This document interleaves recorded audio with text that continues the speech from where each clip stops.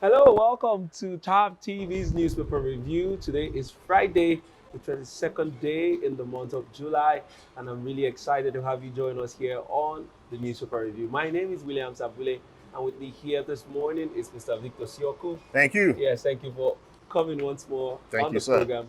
And I also want to especially thank you, our viewers, for always making it here on the newspaper review. And if this is the first time you're seeing this video, don't forget to always join us. We are live here every day with the newspaper reviews, taking the headlines across newspapers around Nigeria. And you can also be a part of this by dropping your comments and your reactions on the comment section. We want to know what you think about these headlines as we go on to, go through the stories and analyze some of the stories we read out here. And to stay connected to us, we're also on other social media platforms. We're on Facebook as Tap TV. On Instagram is TapTV_NG, and on Twitter is at Tap TV. So yeah, connect with us on all of these platforms. We'd love to hear from you. Well, we'll go straight to taking the headlines from the newspapers this morning. Join us as we do this. And for today, the 22nd day of July, we'll begin with This Day newspaper.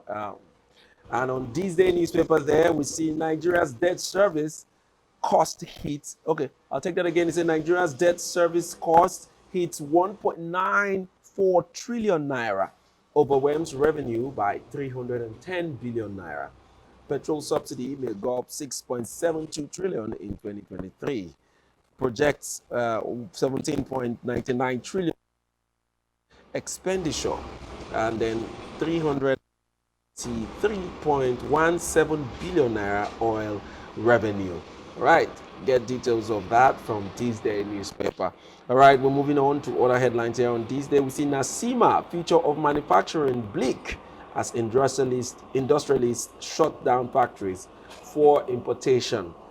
That's a very sad story there. It says Nasima, future of manufacturing bleak as industrialists shut down factories for importation. That story you find on page 6 of This Day newspaper. All right, moving downwards, we also see as a major headline, aftermath of Oshu poll, Wike, Ortom, Makinde agree not to leave PDP. Benue confirms Atiku reached out to him to talk his counterpart. All right, and also we see there, court ask IG to investigate Tinubu's perjury allegation. Then we'll go to the very last story on that paper. It says Joe Biden tests positive for COVID-19, shows mild symptoms. Details of that you see on page 5 of This Day newspaper.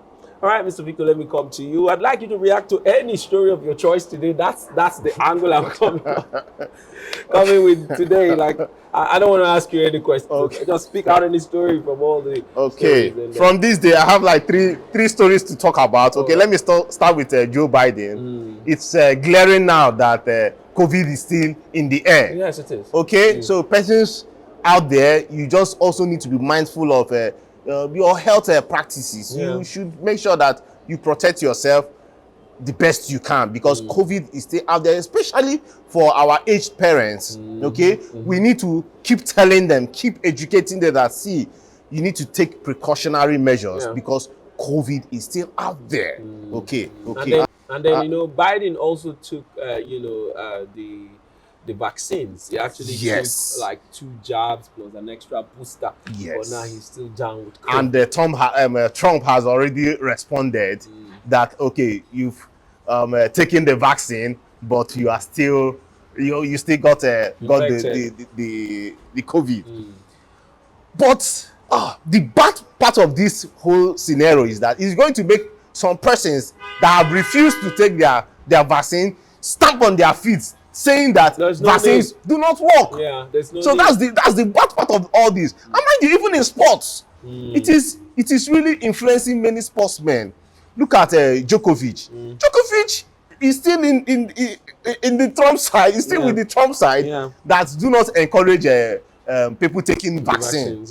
Same thing with the Premier League. Oh, do you know that even the Arsenal boss, Man City boss, they've already released statements that if going forward, that they will make sure that any player that they are signing this season and beyond must have collected their dose. So you find out that there's a whole lot of division coming out from the COVID thing, vaccine or no vaccine. But yeah, we cannot exhaust. Let's not exhaust our time on this. No need. Okay. But then we encourage people to Yes, go and get your vaccine, no matter what. Yes, it's not 100%. But it helps protective, it helps to but it goes a long way. Symptoms, yes, and it could save your life. Yes. Right. So from there we head to the Ortoms in PDP. Okay, you know that the Osun State election was very strategic for the party, and it really will I say encouraged some persons in the party to remain. Okay, discourage persons leaving the party to remain with the party. Yeah. Because the third force, in quotes, did real bad during the election, meaning the third party, meaning the Labour Party. Yeah. Unfortunately for them, I do not know what happened. For a vote that we had almost about 1 million persons that voted, okay, and we had only less than just about 2,700 persons that voted for Labour Party statewide. It doesn't make sense. Okay, so even Atiku Abubakar of the PDP poked them in the sense that he said, as in the Labour Party, see, it is not just about it's not about social media. You can have all the fans on social media, but when it comes to the election itself, that Labour Party does not see them affecting the votes from the PDP. And he also mentioned that even in the north, that 90% of northerners do not have access to internet. But I know he was over exaggerating, because I'm very sure that more than 90% of northerners do use the internet. Okay, so the election has really cost persons like Ortom and the likes of Wike to remain with the party, because where do they want to go to? This is a party that they've been building for years. So yes, they might not give Atiku all the support, but statewise, they want to remain relevant. Yes, they want to. Yes, even Wike during the handover to Julius Berger. The inauguration of the flyover. The flyover. Of the remaining two. The flag off of the remaining two flyovers, right? The 11th and 12th flyover here in River State. Yeah. So he came out to say that he's incoming what's his name again? Similaye. Similaye, that's his former commissioner of accountant general of the state. That he will be taking over. He said, the way he said it was the incoming governor of River State. I don't know whether anybody's going to contest with man. So just imagine Wike leaving the PDP when he has the structure here in River State. Yes, and he's very confident of the fact that they are going to win. Yes. So and for me, when he said that about he doesn't, I'm just quoting him now. He said, I don't know whether anybody is going to contest with him. It just makes me feel like, these guys, they have a plan. Remember that there's a case that is ongoing now where they have dragged the APC governorship candidate, that is the person of Mr. Tonye Cole, to court for alleged, embezzlement. Person of Rotimi Amechi about that embezzlement of River State money. And if they continue to push that, his name may not appear on the ballot until that case is clear. So maybe that is the plan that Wike is coming out to say. I don't know if anybody's. And there is now a clear division in the APC because of what's his name again? Magnus Abe. So that was quite a big hit for the APC in River State when Magnus moved. Whether they say that he has been an aggrieved member from day one or whatever the case is, Magnus Abe is a force in the APC River State. So for him to have moved, he must have moved with a lot of persons too, and that has a whole lot to play in their politics in here in River State. So those are some of the things. Tanya Priestwell too moved, and of course when these big shots move, they don't just move; they move with their fans and all their cohorts. So it has a way of playing a negative role in the impact that these parties are supposed to, give out. But while we're watching, that's for River State. So you were telling us about Wike's move. Yes. So as it stands, I don't think he's going to move anywhere because where is he going to move to if not for the PDP? He needs to stay out his time, especially for the next election. Then maybe just after the next election, then they can decide whether they remain with the party or not. Okay. So to the third one, I do not know whether we have the time, but yeah, to the third one, you can find out that Nigeria as it stands, our debt is now has gone over our revenue. Yeah. What does that mean? Just imagine, as a family man, that your revenue is lesser than the debt you are servicing. Yeah. So we're not even talking about the other monies that you use to run your home. I'm just bringing Nigeria to the family space. Yeah. You're not talking about the monies you will use to run your home. You're talking about financing debt. So from 1.9 trillion, meaning that we have a gap of over 300 billion from our revenue. So we are minus 300 billion when you cancel out your debt and your income or your revenue. So it spells so much bad for the government. And come to think of it, this should be the time that we should be talking about higher revenue because of the price of oil. Yes. But unfortunately, we are not even using the opportunity very well. Look at what they are saying about subsidy come next year. Over 6 trillion for subsidy alone for a budget. Okay, this year budget around 17 billion. I'm sure that by next year it might hit 17 trillion. I'm sure by next year it might hit up to 20 trillion. Why? Because you still have to consider the USD in making decision with respect to your budget. Yeah. Okay, so the USD has gone high. It's even going high. As of yesterday, it was 630 in the black market. Wow. The CBN cannot even provide forex for traders, for healthcare, for education. So you find out that a whole lot is going on, and from the look of things, from the signs, the government of the APC, they are tired. They are tired. They're just waiting. No solution. They are tired. They're just waiting to leave office. For me, the biggest shocker is the price of dollar now to the naira, 630 naira. That's an all-time high.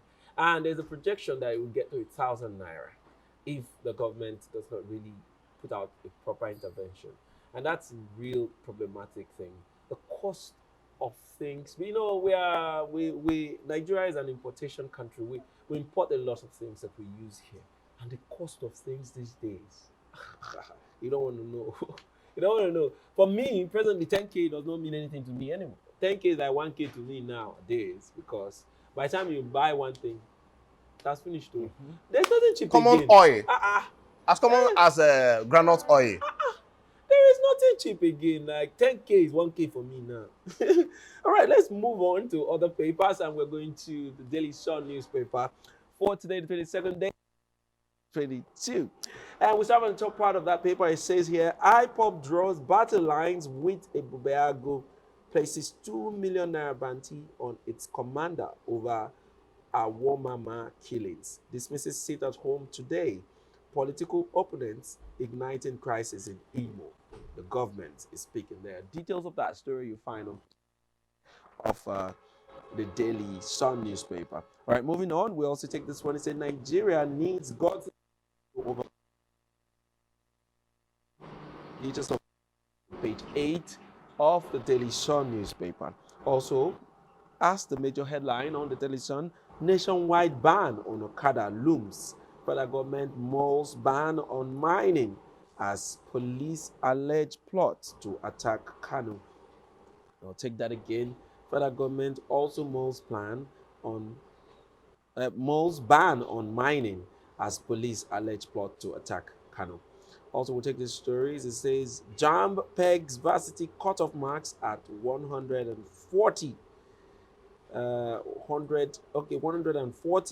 100 for polytechnics, says only 378.639 out of 1.76 million 338 thousand scored above 200. Scraps NAB TEP for direct entry. Details of that story you find on page 6 of the Daily Sun newspaper. I'll also take this headline. It says Nigeria to spend big on subsidy next year. Federal government earmarks 6.72 trillion naira, records 3 trillion naira deficit in 4 months. All right. We also see here no identified treasury looter. I'll be Rivers governor. No identified treasury looter will be Rivers governor. Wike speaking there. No identified treasury looter will be Rivers governor. Wike vows to prosecute Amechi Cone. Details of that you find on page 27 of the Daily Sun newspaper. All right, Mr. Victor, I would like us to talk about this issue of JAMB. I mean. I don't know how to put this question though, but it's very disturbing to note that the cutoff point for JAMB to enter the university has reduced up to a point as low as 140. That is an all-time low for me. Why are they making it so low? Are they beginning to say that the educational system is plunging? What's your reaction to that story? It is plunging, and if you take a look, even from the NYSC core members that we get nowadays, you find out that there is a whole lot of deep in our education system. Okay, come to think of it now. Look at this strike that has been ravaging the university. Okay, so when students from primary, you are having a bad primary education to secondary, then university will not mess you up. What then comes out of it? That's to tell you the total chain reaction that there's an issue in our education sector. Look at the budget of 17 trillion. You can't even give 2 trillion. You can't even put away 2 trillion, which is about I'm talking about less than 1.5% here. But I'm talking about 15% here. Now, but UNESCO, UN have come out to say, see, for a thriving a developing country, you need to peg 25% of your budget for education. But now, subsidy alone is taking 30% of our budget. So why won't we have poor students, as in poor education or poor results rather? Okay, now there is a whole lot from this detail. I mean, it's disturbing. But if you also check, this is done by total average. And you ask, mind you, you have insecurity in many parts of the country. You have a particular sect or group or terrorist group that have said that no education in our zone. Yeah. So what then happens? It means that the people that even try to write JAMB from those areas will eventually score low. It is normal arithmetic that classrooms are not being opened there and they rush, do some revision and go and write JAMB. What happens? Failure.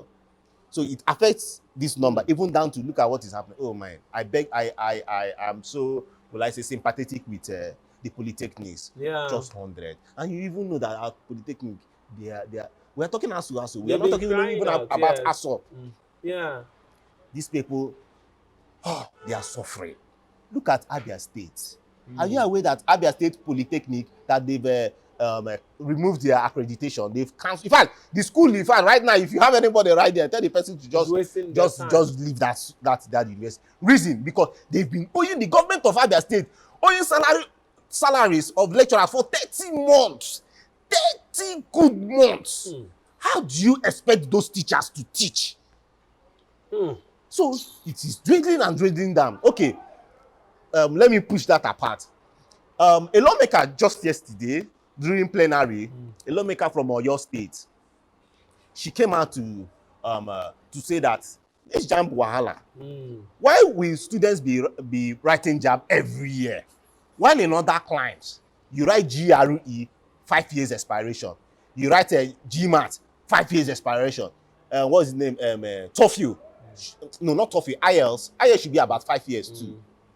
But JAMB, you keep these children that their parents cannot provide basic needs. You make them to be writing JAMB year in, year out. Are you getting that? So, and mind you, when you come out from secondary school, when one comes out from secondary, the person is more smarter than 3 years after. Yes, true. So it also affects the jump scores that we are seeing that is reflecting on the papers today. Yeah. So what is she saying? Which I think is a very brilliant idea.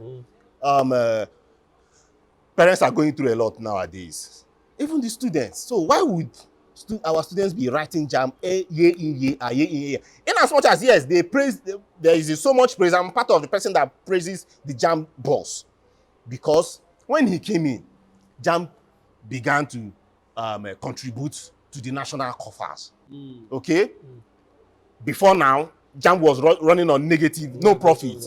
But now we can boast of Nigeria can boast of about 25 billion coming through JAMB. Yeah. But mind you, please, we still have different ways to also raise this revenue. But making our students and their parents, poor parents, paying for JAMB every year, I really think we should make some adjustment with respect to that. Yeah, I agree with you. They should make an adjustment to that. Yes, maybe a 2-year mark or 2-year gap wouldn't be a bad idea, or 3 years on max. That wouldn't be a bad idea. But the score is too low. 140/100. I mean, that's an all-time low for me. That's and to think of it, people will still feel this. I mean, why would people still feel a score of 140 points to get into the university? That means there's nothing to go and do now. Coco had something now. Why would you? I mean, even this 140, I'm wondering. During our time, we were looking at 300 and above. If you scored 280, you will not even get there. And in that time, we studied and studied and studied and studied and right. When you scored 250, oh, you know that you overdid it. And look at, even from the 200, the numbers that got 200. Now, mind you, in JAMB, we will have, most years, we get about 2 million persons that write JAMB, most year. We are talking about over 300, or let me cap it at 300, meaning that it's not even up to 17%. Okay, of the people that made scored above 200. My brother, it has really dipped. Yeah, it's sad. To other papers, that will be the Vanguard, but that we'll take the Vanguard just after the break. When we come back, we'll continue with the Vanguard newspaper. You stay tuned. We'll be right back. Hey there! Are you looking to record your videos, do your voiceovers, and take your professional pictures? Look no further. With our state-of-the-art newsroom, photography, kitchen for our food content creators, and exclusive children's studio, we certainly can deliver the best studio experience. Our carefully designed studio space can bring your diverse creative content ideas to life. We aim to consistently serve value to our customers far and wide. Come, let Tharv Media give life to your dreams. Tharv Media, a slice of infotainment. At break, we'll continue with the Vanguard newspaper, like I told you, and let's take the headlines there. It says from the top, it says 100 million poor Nigerians make up my political structure. Peter will be speaking there, and that story you find on page 8 of the Vanguard newspaper. It says 100 million poor Nigerians make up my political structure. All right, moving on, we see here still admission, JAMB stakeholders beg varsity cutoff marks at 140. All right, terrorism, federal government mulls nationwide ban on motorcycle mining activities. All right, details of that you find on page 4 of the Vanguard newspaper. Moving on, we'll go to the main headline here on the Vanguard newspaper. It says, Shetima's unveiling, Tinubu adamant as reactions trail fake clergy's presence. I'll take that again. It says, Shetima unveiling, Tinubu adamant as reactions trail fake clergy's presence. We didn't hire clerics, party source. I didn't invite fake Christians clerics, Tinubu says upcoming bishops attended event. I was at home in Calabar, never in Abuja, says Apostle Ubi. Adds, I haven't been to Abuja in last 3 months. God will judge them for putting my name on their list. Disclose identities of bishops, reverend fathers, orders at unveiling ceremony. Christian body tells APC. Khan wants APC politicians to stop impersonation. APC members in Kaduna quit party over Muslim ticket. All right, moving on to other headlines on the Vanguard, we see federal government records 3 trillion naira deficit in 4 months. Subsidy gulps 1.94 trillion naira. All right, and also I'll take this last one. It says, aviation fuel crisis, passengers to experience more flight delays, cancellations. Oh, Mr. Victor, well, you heard the headlines. I'd like us to look into the story of the federal government, trying to or put an end to terrorism by banning, motorcycles and mining activities around the country. What's your reaction to that story? Okay, we already know that up north, this is coming, personally, I think it's coming from what is happening up north. The banditry and the terrorism happening up there, you find out that many a times, these people use motorbikes. Motorbikes. In fact, do you know that? To carry out these attacks? Yes. Do you know that what they even do, their tires nowadays, they don't use air to pump their tires. They use solid stuffs to pad into their tires so that it can go through any rough terrain. Are you getting that? So the government have seen that, see, they just need to, it's personally I think it is an idea, but yes, they also need to work on the idea very, very well, because it is a two-way thing.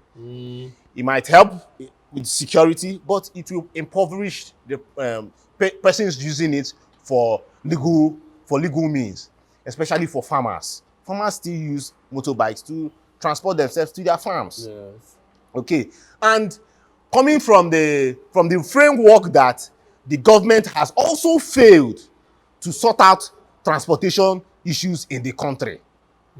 Okay, mind you, in insane climes, there's nothing like using motorbikes everywhere, and they're even the same government. I need to call them the same government because PDP, APC, they are one. It's the same government that have been doing poverty alleviation with motorbikes.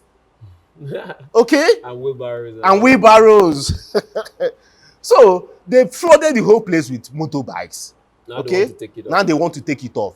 And mind you, we have about 20% of the populace with motorbikes that have motorbikes. We're talking about 40 million Nigerians using motorbikes. So you want to pull it out from them? Okay, when you take off those motorbikes, how would they transport to their farms, especially the northerners? But mind you, when you also check by the other side, you find out that terrorists, bandits, they use motorbikes to commit different kind of crimes. Even from the videos that we see online, you see that they attack with motorbikes. Even Kuje prison, they came with motorbikes. But so, I don't see this ban as a lasting solution to terrorism, or as a part of the solution to it.